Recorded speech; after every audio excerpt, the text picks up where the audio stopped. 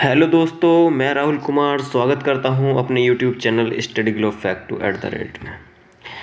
हम जो पहले क्लास चला रहे थे यूपीटी जीटी पीजीटी आर्ट की, तो उसमें जो हमने पढ़ा पीछे तो वो वेस्ट जो हमारी इंडियन आर्ट है, जो भारतीय कला है, उसके बारे में पढ़ा। और आज की हम जो क्लास है उसमें आज से पढ़ेंगे हम जो है हमारी पाश्चात्य कला, यानी कि जिसको बोलते हैं वेस्टर्न आर्ट। ठीक, तो वेस्टर्न आर्ट में पहला टॉपिक है हमारा मिस्र की कला। तो मिस्र की कला जो है कहाँ से शुरुआत हुई, इसकी कैसे हुई, तो ये आज की क्लास में हम जानेंगे। तो चलिए क्लास स्टार्ट करते हैं। मिस्र की सभ्यता। मिस्र की सभ्यता का विकास नील नदी की घाटी में हुआ। इस कारण मिस्र को नील नदी का उपहार भी कहा गया है, यानी को ये जो है मिस्र की सभ्यता जो है नील नदी के घाटी के पास हुआ इसका उदय। जो है मिस्र वर्तमान में अफ्रीका महाद्वीप में स्थित एक देश है। इसे यूरोपवासी इजिप्ट तथा अरब के देश मिस्र कहते हैं। यानी कि जो यहाँ जो बनाए गए हैं तो वो गिजा के पिरामिड हो गए, तो इसको इजिप्ट वासियों ने इसे मिस्र कहा है। तो यहाँ जो बहुत सारे गिजा के पिरामिड मिले हैं जो जो सिंधु घाटी सभ्यता समकालीन माने जाते हैं, और मेसोपोटामिया की सभ्यता के कालीन, और चीन की सभ्यता जो सीहो नदी के किनारे है उसके कालीन ये मिस्र की सभ्यता मानी गई है। तो आगे देखते हैं। मिस्र वर्तमान में अफ्रीका महाद्वीप में स्थित एक देश है। कहाँ? अफ्रीका महाद्वीप में। इसे यूरोपवासी इजिप्ट तथा अरब के लोग मिस्र कहते थे। यूरोपवासी इसको इजिप्ट कहते थे और अरब के लोग इसको मिस्र कहते थे, यानी कि इजिप्ट और मिस्र एक ही है। इसकी समकालीन सभ्यताएं सिंधु घाटी सभ्यता जो इसके समकालीन थी, यानी जो उस समय थी। सिंधु घाटी सभ्यता कब थी? हमारी 2500 से 1750 ईसा पूर्व। ठीक, ईसा पूर्व।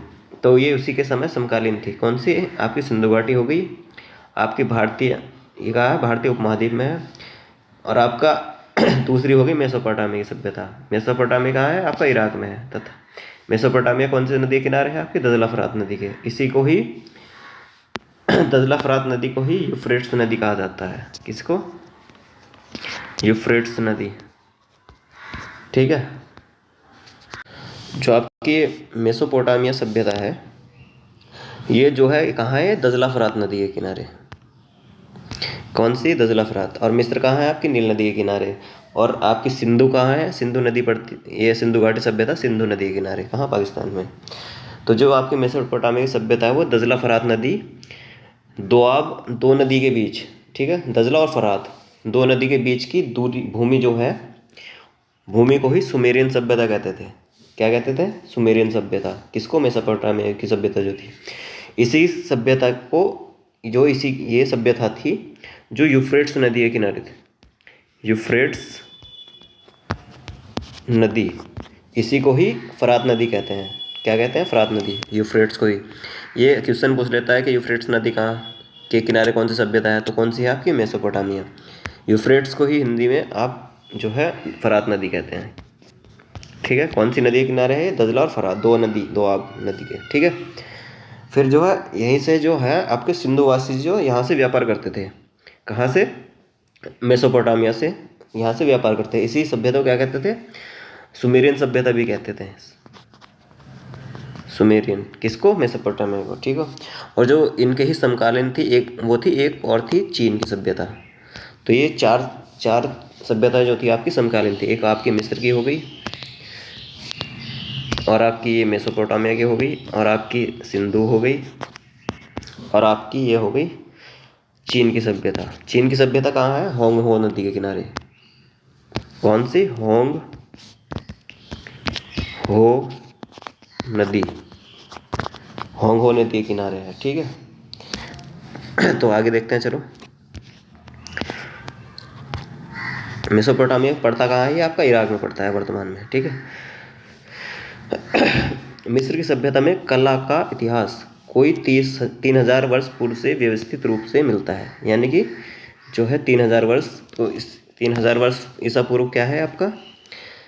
वही आपकी सिंधु घाटी सभ्यता है जो मानी गई है 2500 से 1750 ईसा पूर्व। और जो कार्बन डेटिंग के अनुसार मानी गई है वो कार्बन 14 के, वो 2350 से 1750 मानी गई है। ठीक है। और विद्वानों ने भी अलग अलग बताया है इसको, तो जो सही माना है उसको 2500 से 1750 ईसा पूर्व माना है आपका। ठीक है, तो आगे देखते हैं। 3000 ईसा पूर्व मिलता है, ठीक है, व्यवस्थित रूप से मिलता है। यह संपूर्ण कला मृतकों की पुस्तक बुक ऑफ द डेथ। कौन सी पुस्तक? मृतकों की पुस्तक बुक ऑफ डेथ में वर्णित मरणोपरांत जीवन के आधार पर विकसित हुई है। किस पर? मरणोपरांत जीवन, यानी कि जो व्यक्ति मर जाते थे तो उनके लिए जो ये पिरामिड बनाए गए थे तो उसमें इनको दफनाया जाता था। इसमें इनको लेप, अच्छे से लेप लगाकर और कपड़े से ढक कर अच्छे से, तो इनको वहाँ सेफ रखा जाता था, सुरक्षित। तो इसी को ही मृतकों की पुस्तक में डेथ मरणोपरांत जीवन के आधार पर विकसित हुई। ठीक है, यानी जब व्यक्ति मर जाते तो उनके आधार पर ये जो है आपकी सभ्यता विकसित हुई। तो अंत्येष्टि संस्कारों की कला तथा अमरत्व की भी कला। अंत्येष्टि क्या है? जब कोई व्यक्ति मर जाता है तो उसकी अंत्येष्टि संस्कार जो होता है की कला तथा अमृत की कला भी इसे कहते हैं। अंत्येष्टि संस्कारों की कला और अमृत की कला भी इसको कहते हैं। प्रारंभिक युग में मिस्री जनता प्रकृति की शक्तियों को मानवीकरण करके पूजती रही। इससे देवताओं की संख्या में बढ़ोतरी हुई है और प्रत्येक नगर का एक रक्षक देवता कल्पित हुआ। यानी कि जो प्रारंभिक युग में मिस्र की जनता थी तो प्रकृति की शक्तियों को मानवीकरण करके, यानी प्रकृति को ही भगवान मानती थी एक तरीके से, उसकी शक्तियों को, तो पूजती रही उसको, और फिर देवताओं की संख्या में बढ़ोतरी हुई। ठीक, प्रत्येक नगर का एक रक्षक देवता कल्पित हुआ, यानी कि हर नगर में इन्होंने क्या किया? एक रक्षक देवता कल्पित किया, यानी कि उसको माना। किसके आधार पर? प्रकृति के। इनके लिए मंदिर भी बनवाए गए। इससे यह विश्वास किया जा सकता था कि लोगों का भविष्य सुरक्षित रहेगा। यानी कि जैसे हमारी किसी चीज़ में भी आस्था होती है तो हम उसको मानते हैं, तो हमारा क्या बिलीव थोड़ा बढ़ जाता है कि हम अगर इनको मानते हैं तो वो सब कुछ अच्छा ही करेंगे। ठीक है, तो भविष्य में सुरक्षित रहेंगे, ऐसा उनका मानना था। तो यह भी विश्वास किया जाता था कि शरीर में 2 आत्माओं का निवास है। एक का नाम बा है, जो शरीर के निर्जीव हो जाने के बाद स्वच्छंद विचरण करती है और फिर उसी शरीर में लौट आती है। दूसरी का नाम का है। यह आत्मशक्ति लौटकर शरीर को ज्ञान संपन्न करती है। यानी कि जब आदमी जब जिंदा होता है तो उसके जो निर्जीव शरीर हो जाता है तो उसमें उसको बा का नाम दिया गया, और जो मरने के बाद की इन्होंने कहा है उसको का कहा गया है। तो यह आत्मशक्ति लौटकर शरीर को ज्ञान संपन्न करती है। इन दोनों आत्माओं की स्थिति शरीर में प्रवेश से ही संभव है। अतः शरीर को भी क्षति से बचाना अनिवार्य था। इसी विचार और विश्वास के कारण शरीर को अनेक रसायनों से उपचारित करके पिरामिडों में रखा जाता था। इसमें कहा जा सकता है कि जो ये मिस्र के लोग थे सभ्यता के, तो जो इस मरने के बाद ये क्या करते थे? अनेक शरीर को अनेक रसायनों से उपचारित करके पिरामिडों में रख दिया जाता था। यानी कि इनका मानना ऐसा था कि जो शरीर है हमारा वो पवित्र है, तो उस पवित्र शरीर में कभी भी आत्मा प्रवेश कर सकती है। तो इसलिए इनका मानना था कि कभी ये जीवित होंगे भविष्य में, या तो इनको पिरामिड में रखा था, पिरामिड में सुरक्षित रखा था। पिरामिड भी बहुत बड़े बड़े बनाए गए थे इनमें, तो इसमें खफू, खुफरू और मैंकुरे, ये बहुत बड़े बड़े पिरामिड थे। तो आगे देखते हैं। ये जो थी आपकी, ये नेफरतीति महारानी का चित्र है। कौन थी? ये मिस्र की महारानी थी, नेफरतीति। कौन है? नेफरतीति की आबक्स प्रतिमा, bust of Nefertiti, Neues museum, Berlin, Germany, 1345 ईसा पूर्व इसका जन्म माना जाता है। किसका? 1345 ईसा पूर्व किसका? नेफरतीति की आबक्स प्रतिमा है। कहाँ रखी है ये? न्यूज़ म्यूजियम, बर्लिन, जर्मनी में रखी है। मिस्र निवासी अपने प्रिय राजा रानियों के मृत शरीर को मम्मी बनाकर ताबूत में रखते थे। उनके समक्ष जीवन से अधिक मृत्यु का महत्व हो गया था। क्या हो गया था? ये जो है जितना कि आदमी को जीवन में उसके जीवन से अधिक क्या करते थे? मृत्यु का महत्व हो गया था। और शव के दफनाने, उसके साथ कीमती व कलात्मक वस्तुएं रखने तथा मकबरे इत्यादि की कारीगरी पर विशेष ध्यान दिया जाता था। तो ये क्या करते थे, उसको लंबे समय तक सुरक्षित रखने के लिए क्या करते थे, उस पर लेप लगाते थे रासायनिक, और उसको क्या करते थे मकबरे या इसमें कारीगरी से फिर इसको ये पिरामिडों में रखवा दिया करते थे, ठीक, ताबूत में रखकर। तो इसको क्या कहा था, मृत शरीर को इन्होंने क्या कहा था, मृत शरीर को यहाँ किस नाम से जाना गया, तो मम्मी के नाम से जाना गया। मम्मी बनाकर ताबूत में रखते थे, ठीक है। मम्मी को ताबूत में, यानी कि जैसे क्रिश्चियन लोगों में ताबूत होते हैं तो उस तरीके का ताबूत बनाते थे और उसमें मम्मी को रखते थे, मृत शरीर को, और ये वहाँ उसको पिरामिड में रख दिया करते थे।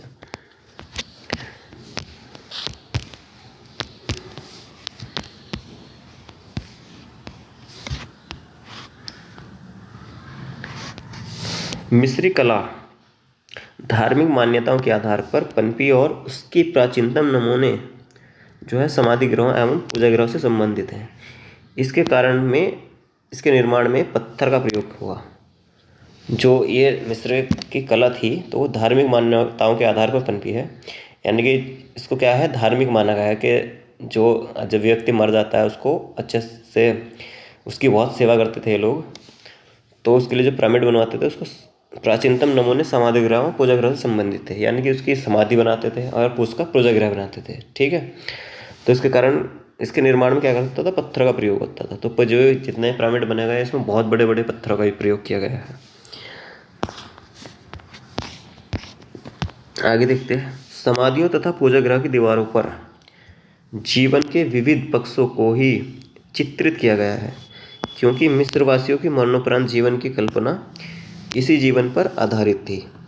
क्या थी, जो मरण, जब ये समाधि और क्या है पूजा गृह की दीवारों पर जीवन के विविध पक्षों को चित्रित किया जाता था, यानी कि जो इनकी समाधियाँ होती थी, समाधि क्या है, ये पिरामिड ही बनाए जाते थे और पूजा गृह की दीवारों पर क्या करते थे, विविध पक्षों को चित्रित करते थे।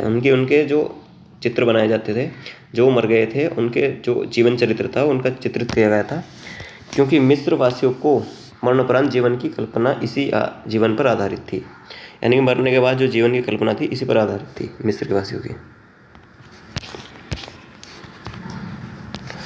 मिस्री जीवन का केंद्र बिंदु राजा तथा और देवताओं को उसी का संबंधी समझा जाता था, यानी कि जो राजा होते थे और उनकी रानी, ये उसको क्या समझते थे, देवताओं के ही समान समझते थे मिस्र के लोग।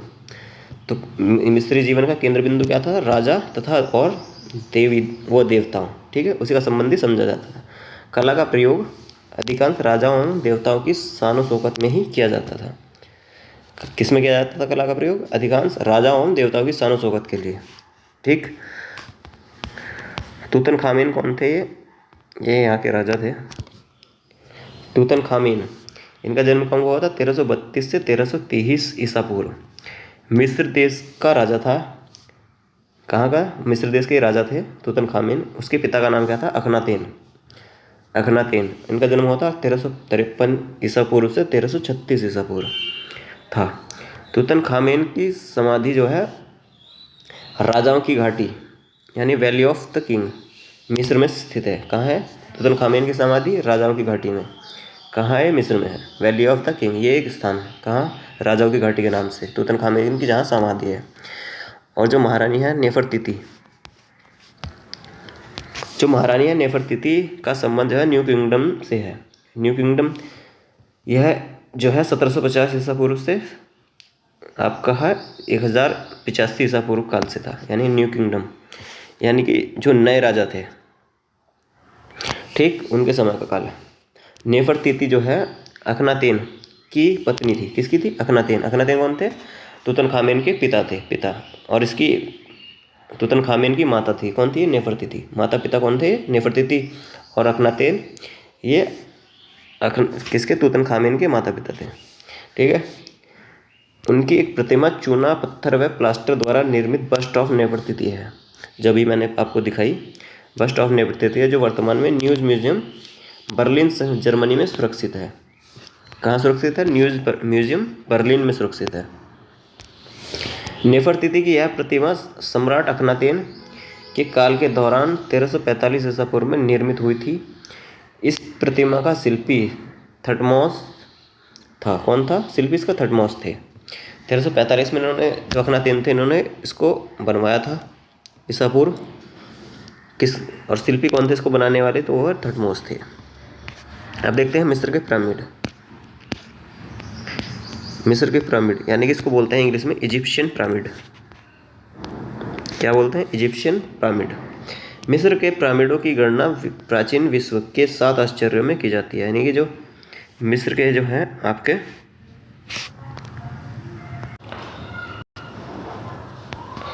मिस्र के जो पिरामिड है आपके, ये क्या है? 7 आश्चर्यों में गिने गए हैं गीजा के पिरामिड। 7 आश्चर्य कौन से हैं आपके? एक तो गीजा का पिरामिड हो गया, चीन की दीवार हो गई आपकी, और एक ताजमहल हो गया भारत में, एक आपका विक्टोरिया फॉल्स हो गया, एक आपका कोलोजियम हो गया,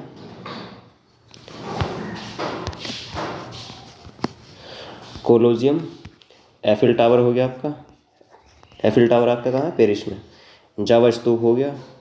जावा स्तूप आपका इंडोनेशिया में। तो कौन कौन से 7 आश्चर्य हो गए आपके? एक तो गीजा का पिरामिड हो गया, चीन की दीवार हो गई, ताजमहल हो गया, विक्टोरिया फॉल्स हो गया, कोलिजियम आपका रोम में है, एफिल टावर हो गया, पेरिस में है आपका, पेरिस फ्रांस में, और जावा स्तूप इंडोनेशिया। ये आपके 7 आश्चर्य हो गए, जिसको 7 अजूबे भी बोला जाता है। आगे देखते हैं। आरंभ में मेसोपोटामिया के मंदिर के अनुकरण पर मिस्र में सीढ़ीदार पिरामिड बने, जिन्हें मस्तबा कहा जाता था। क्या कहा जाता है इनको? सीढ़ीदार पिरामिड बने थे, जिन्हें मस्तबा कहा जाता था।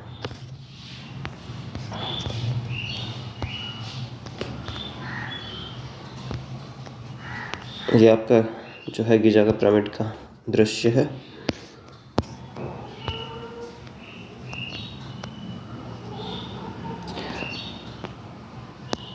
ये क्या है? मिस्र का पिरामिड, इजिप्शियन पिरामिड। इसका निर्माण काल है 2480 से 2200 ईसा पूर्व। ठीक है, तो ये 7 अजूबों में शामिल है।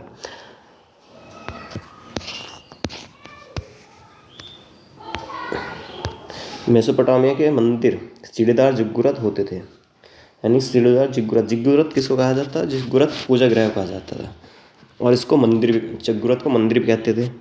ठीक, जो पूजा गृह थे।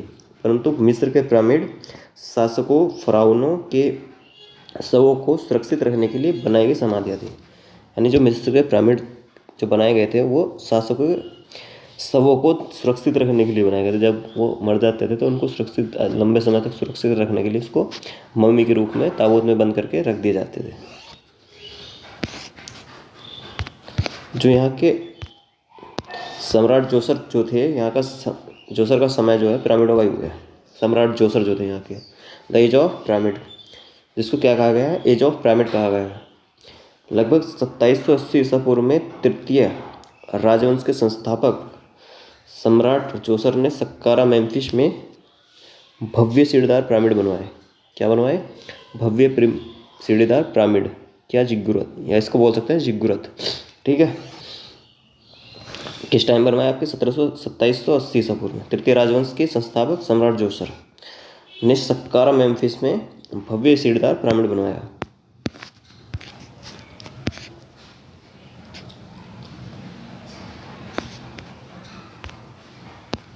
इनमें से सबसे प्राचीन 2000 का पिरामिड है, जिसका समयकाल आपका 2630 से 2611 ईसा पूर्व के मध्य इसको बनाया गया है। मिस्र में पाषाण निर्मित भवनों की विशाल एवं समृद्ध योजनाओं का आरंभ सर्वप्रथम यहीं से हुआ। कहाँ से हुआ?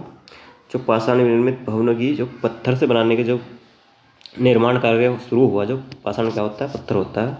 तो पत्थरों से जो भवन बनाने का विशाल समृद्ध योजना का आरंभ हुआ, वो यहीं से हुआ। कहाँ से? जो 2000 का पिरामिड से है।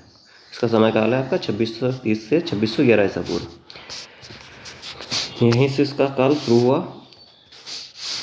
इनका निर्माण जो है इम्होतप नामक शिल्पी, क्या नाम है इसका? इम्होतप नामक शिल्पी सम्राट का वजीर ने किया था।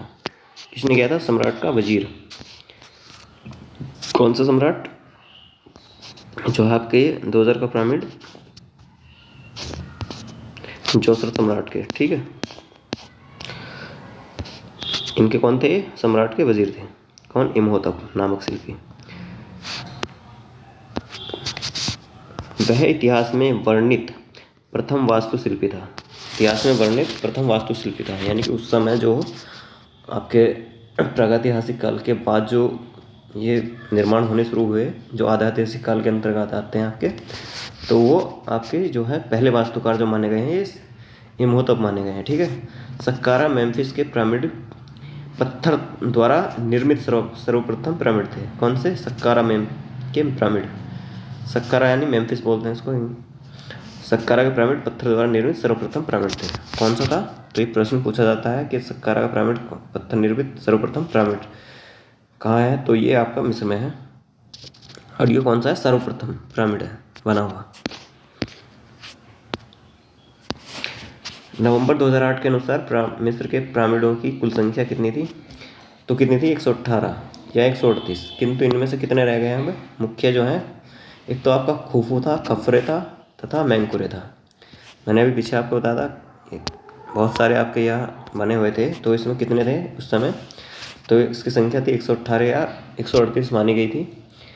किंतु इनमें कितने हैं मुख्य जो है मुख्य जो थे इसमें खुफू, खफरे तथा मेंकुरे थे।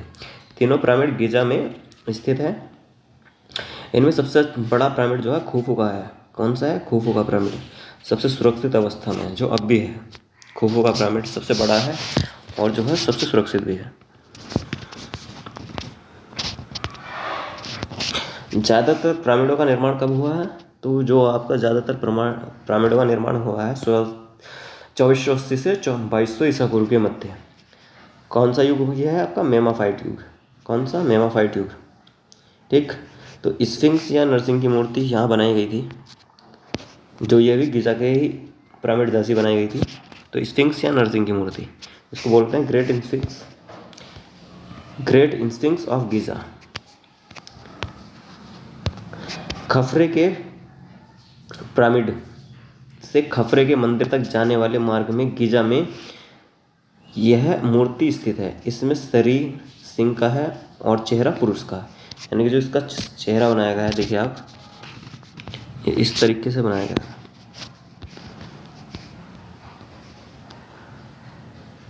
जो चेहरा है दिखाया गया है इसमें, इस सिंह क्या है और शरीर कैसा बनाया है? मानव का जैसा बनाया गया है।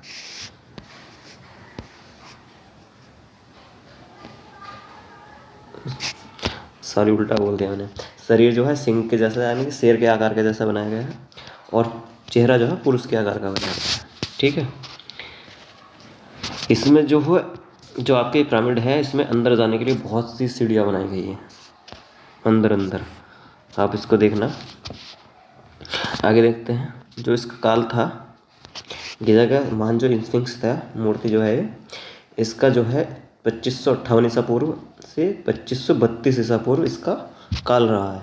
ठीक है। इसकी लंबाई जो है 238 फीट और 73 मीटर, और ऊंचाई है इसकी 66.3 फीट और 20.21 मीटर, तथा चौड़ाई है इसकी 62.6 फीट और 19 मीटर इसकी ऊंचाई चौड़ाई है। ठीक है। फीट में आपकी 238 फीट है और मीटर में आपकी 73 फीट, और ऊंचाई है इसकी 66.3 फीट और मीटर में है 20.21 मीटर। ठीक है। और चौड़ाई है 62.26 फीट और 19 मीटर की लंबाई चौड़ाई है। ठीक है। वास्तव में स्फिंक्स एक वास्तु मूर्ति है। यह मिस्र में सबसे प्राचीन गिरात वास्तु मूर्ति है। इसका निर्माण जो है ओल्ड किंगडम के दौरान फराव खफरे के शासनकाल में 2558 से 2532 ईसा पूर्व के मध्य है हुआ है। तो जो ईसा पूर्व जो है आपका, इसको जैसे आप इसमें ज़्यादातर कन्फ्यूज होता है जो ईसा पूर्व है और पूर्व में क्या अंतर है। तो आपका जो ईसा पूर्व है, ईसा पूर्व जो है इसी को ही आपका BC कहा गया है। BC का फुल फॉर्म है बिफोर क्राइस्ट, यानी कि ईसा मसीह के जन्म से पहले, और इसी को ही बोलते हैं BCE।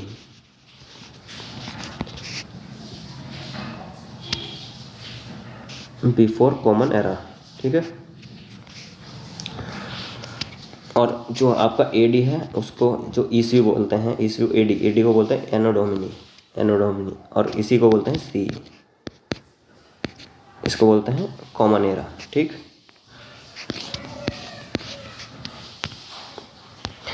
अब देखते हैं आगे से जो महत्वपूर्ण इसके तथ्य बताए गए हैं। तो किसी देश की कला को अंत्येष्टि संबंधी कला कहा जाता है, तो किसको कहा जाता है? मिस्र की।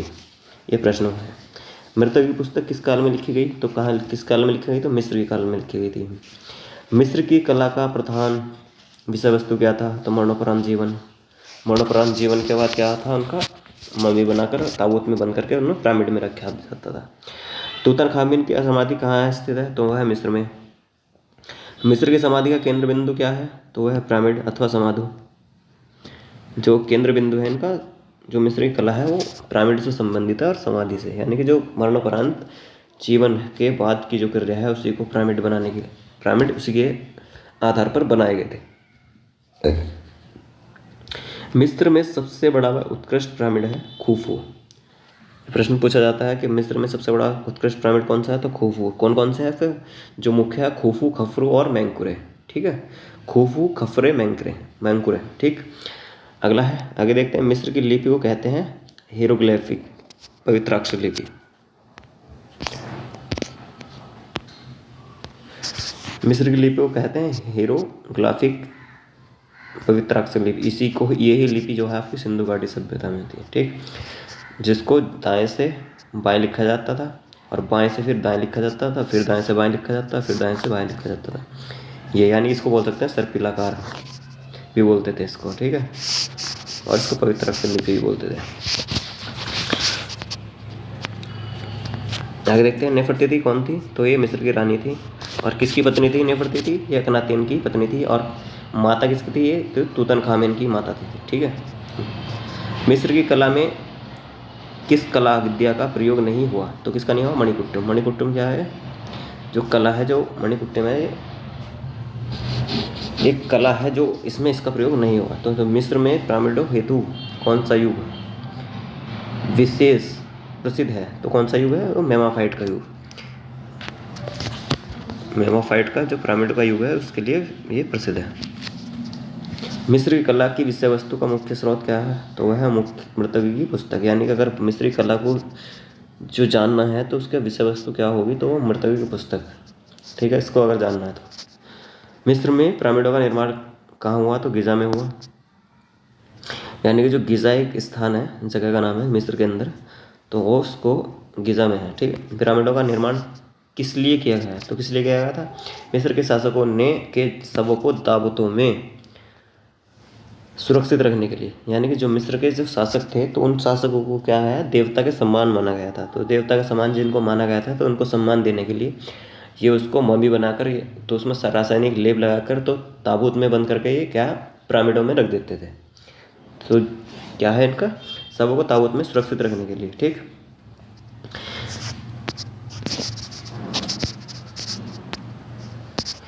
मिस्री मूर्ति शिल्प में कौन सा विषय अत्यधिक प्रयुक्त होता है? तो वह है व्यक्ति चित्रण। यानी जो मिस्री की मूर्ति शिल्प में कौन सा विषय प्रयुक्त है? तो आपका व्यक्ति चित्रण। नेफरतीति की मूर्ति किसके शासनकाल में निर्मित हुई? तो 19वें राजवंश के शासक थे अखनातेन। ठीक है, और इनके जो अगले राजा बने थे वो थे इनके लड़के तूतनखामुन। ठीक, मृतकों की जो पुस्तक के आधार पर मिस्र में चित्र कहाँ बने? तो वह पिरामिडों की दीवारों पर बने थे। और इसको क्या कहता है? फ्रेस्को सेको विधि। फ्रेस्को सेको विधि हमने भी कल की क्लास में बताया था। जो आपकी फ्रेस्को सेको है जो है वो आपकी गीली जो सूखी भित्ति होती है, सूखे स्थान पर की जाती थी जब इसका धरातल होता है सूखा होता है। और फ्रेस्को ब्रूनो जो होता है वो गीली भित्ति पर चित्रण होता है। तो जितने भी जो आपकी जो जितनी गुफाएँ हैं शीतलवासल की, एलोरा, अजंता की, सबके फ्रेस्को सेको का विधि का वो है। अगला देखते हैं ममनून की कोलोसी। ममनून की कोलोसी क्या है? तो यह थिब्ज नगर के बाहर अमनहोतप तृतीय के मकबरे के निकट स्थित 2 विशाल छत विक्षिप्त प्रतिमाएं हैं। कौन है ये जो कोलोसी है? तो ये 2 प्रतिमाएं हैं, शक्त विक्षिप्त प्रतिमाएं हैं मकबरे के निकट। कौन से? अमनहोतप तृतीय के मकबरे के। मिस्र में मानव आकृति हेतु आधारभूत नियम किस युग में निर्धारित किए गए? तो किस युग में? नवीन राज्य में। मिस्री लिपि को समझने में किस वस्तु से सहायता मिली है? तो रोजेता शिला। रोजेता शिला क्या है? एक पत्थर है जो शिला शिला किसको कहते हैं? पत्थर को बोलते हैं। जो बड़ा पत्थर होता है उसको शिला बोलते हैं। तो कौन सा है? रोजेता शिला। ये कौन सा निर्माण मृतकों की कला का अंग नहीं है? तो वह है आवास। कौन सा निर्माण मृतकों की कला का अंग नहीं है? तो वह है आवास। मिस्र के राजाओं को कहा जाता था, तो कहा जाता था फराउन। जो राजा थे उसको कहा जाता था फराउन। फराउन। जैसे मुगल काल के राजा हुए तो उनको कहा जाता था मुगल। मौर्य काल के कौन से हुए तो उनको मौर्य कहा जाता था। तो उसी प्रकार से इनको जो मिस्र के राजा थे उनको कहा जाता था फराउन। ठीक है। तो आज की क्लास हमने जाना जो मिस्र की सभ्यता है उसके बारे में हमने आज पढ़ा। तो आज से हमने जो है आपकी पाश्चात्य कला स्टार्ट कर दी है। तो आज से जितनी भी आगे क्लास होंगी वो सभी पाश्चात्य कला से रिलेटेड क्लास होंगी।